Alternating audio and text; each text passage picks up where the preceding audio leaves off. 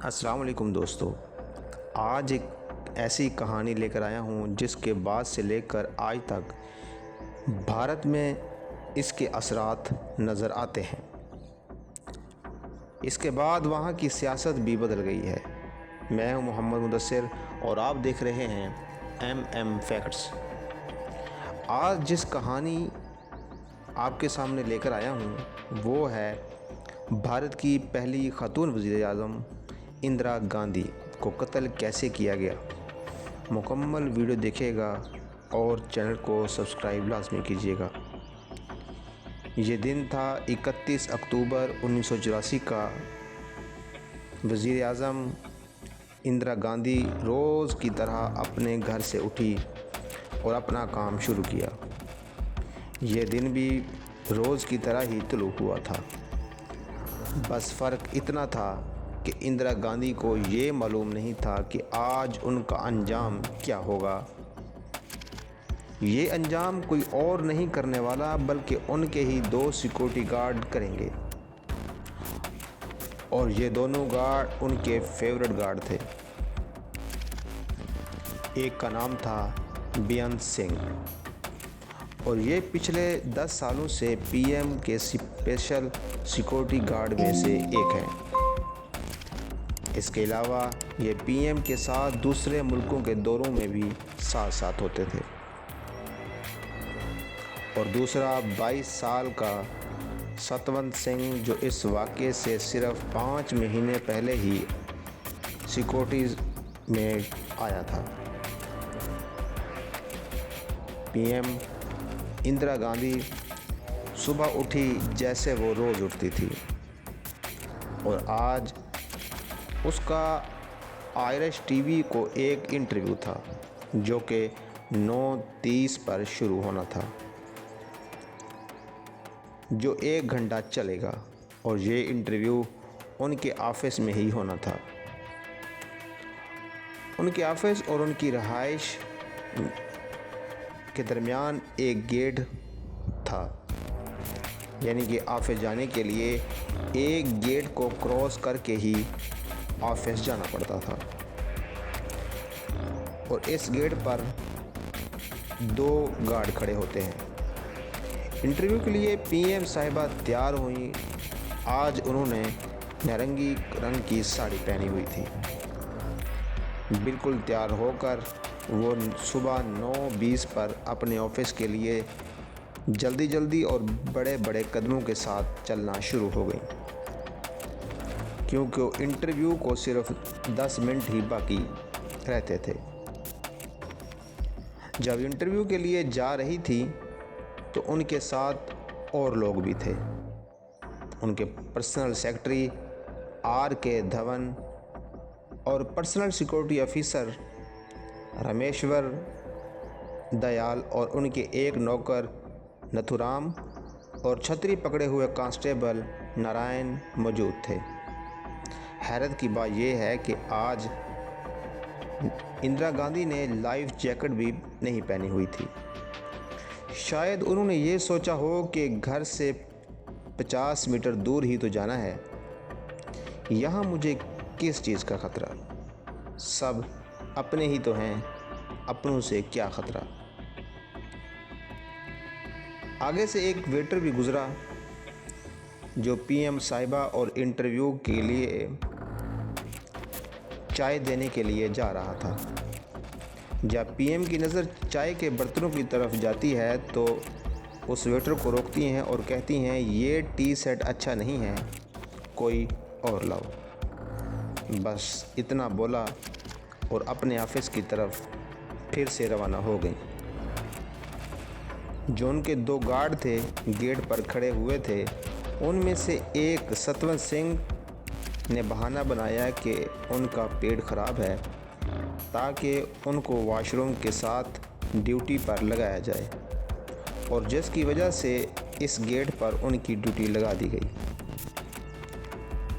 इंदिरा गांधी जैसे जैसे PM office की तरफ बढ़ रही थीं, वैसे ही बेअंत सिंह भी उनकी तरफ बढ़ रहा था। इंदिरा गांधी और बेअंत सिंह आमने सामने हुए और एक दूसरे की नज़रों में नज़रें डालीं तो इंदिरा गांधी ने नमस्ते के अल्फाज बोले और अपने हाथ जोड़े और मुस्कराई।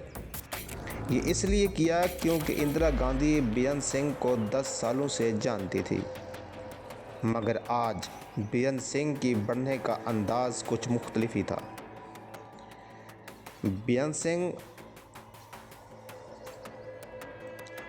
आ गया और अपनी पिस्तौल निकाली और ये वक्त था 9:25। पिस्तौल निकालकर तान दी इंदिरा गांधी पर और किसी को समझने का और संभलने का मौका तक ना मिला और बेअंत सिंह ने 3 फायर अपने पिस्तौल से किए और तीनों गोलियां उनके चेस्ट और दूसरी जगहों पर लगी। इंदिरा गांधी ज़मीन पर गिर गई और नीचे गिरकर कहती हैं, ये क्या कर रहे हो? बेअंत सिंह ने अपने साथी सतवंत सिंह को बोला, गोली मार। बस फिर सतवंत सिंह ने 30 के करीब गोलियां अपनी बंदूक से इंदिरा गांधी की तरफ फायर कर दी। इनके पर्सनल सिक्योरिटी ऑफिसर जब आगे बढ़ने लगे और उन्होंने कोशिश की तो उनकी टांगों में सतवंत सिंह की बंदूक से निकली हुई गोलियां उनकी टांग पर लग गईं और वो ज़मीन पर गिर गया। जब गोलियों की आवाज़ सुनी तो एक पुलिस ऑफिसर भागा कि ये कहाँ से गोलियां चल रही हैं। जब वो पास आया तो बेअंत सिंह और सतवंत सिंह दोनों ने सरेंडर के लिए हाथ खड़े कर दिए और बोले, जो काम हमने करना था कर दिया, आपने जो करना है कर लो, हमने ब्लू स्टार का बदला ले लिया। नाजरीन, ब्लू स्टार सिखों के गोल्डन टेम्पल पर इंदिरा गांधी ने एक ऑपरेशन शुरू किया था जिसका नाम था ब्लू स्टार और इस ऑपरेशन में बहुत से सैकड़ों हज़ारों की तादाद में सिखों का कत्ल किया गया। सिख कम्युनिटी इंदिरा गांधी से बहुत नाराज़ थी। एक सिक्योरिटी ऑफिसर भागा और सतवंत सिंह और बेअंत सिंह की तरफ देखा और बेअंत सिंह को धक्का दे दिया और नीचे गिरा दिया। दूसरे सिक्योरिटी गार्ड भी वहां भागकर आ गए और उन्होंने सतवंत सिंह को घेर लिया और दोनों ने 38 गोलियां चलाईं। इंदिरा गांधी को 30 गोलियां लगीं और उनके सेक्रेटरी को जब होश आया और उन्होंने होश संभाला और ज़ोर से चिल्लाया कि एम्बुलेंस को बुलाओ। हैरत की बात यह है कि पीएम हाउस में हर वक्त एक एम्बुलेंस खड़ी रहती है, मगर उस दिन ड्राइवर पीएम हाउस में मौजूद नहीं था। कोई एम्बुलेंस ना आई और एक दूसरी कार में उनको लिटाया गया। जब गोलियों की आवाज़ सुनी तो अंदर से सोनिया गांधी भाग कर आईं और इंदिरा गांधी की ये हालत देखकर वो गाड़ी में ही बैठ गई और इंदिरा गांधी को अपने सर पर हैरान हो गई, सर पर गोलियां लगी हुई और सर अपनी गोद में रख लिया और 9:31 पर कार हॉस्पिटल के गेट पर पहुंची और एमरजेंसी वार्ड पर पहुंचे तो इंदिरा गांधी को कार से निकालने में 1 मिनट लग गया। यहाँ पर एक और हैरानकुन बात यह है कि एमरजेंसी वार्ड में एक भी स्ट्रेचर मौजूद नहीं था। एक स्ट्रेचर बहुत मुश्किल से मिल गया, उनको उस पर लिटाया गया। जब उनकी ये हालत डॉक्टर ने देखी तो डॉक्टर्स परेशान हो गए। उन्होंने अपने सीनियर्स को फ़ोन किया और उनको इन्फॉर्म किया। जब सीनियर डॉक्टर आए तो वो पीएम को लहूलुहान देखकर परेशान हो गए। उन्होंने जल्दी से इलाज शुरू किया। उनके दिल की धड़कन हल्की हल्की चल रही थी, मगर उनकी आंखों की पुतलियां फैली हुई थीं। कहीं से भी ज़िंदा रहने की उम्मीद नहीं थी। फिर कुछ घंटों बाद मुल्क के सबसे बेहतरीन डॉक्टर को बुलाया गया और पीएम को ज़िंदा बचाने के लिए 88 बोतलें खून की लगीं। 4 घंटे की कड़ी कोशिश से 7 गोलियां इंदिरा गांधी की जिस्म से निकाल ली गईं, मगर डॉक्टर को इंदिरा गांधी की ज़िंदगी बचती हुई दिखाई नहीं दे रही थी। ऑपरेशन थिएटर के बाहर सोनिया गांधी बैठी रो रही थी और उनके बेटे राजीव गांधी बंगाल में इलेक्शन के लिए वहां पर मसरूफ़ अमल थे।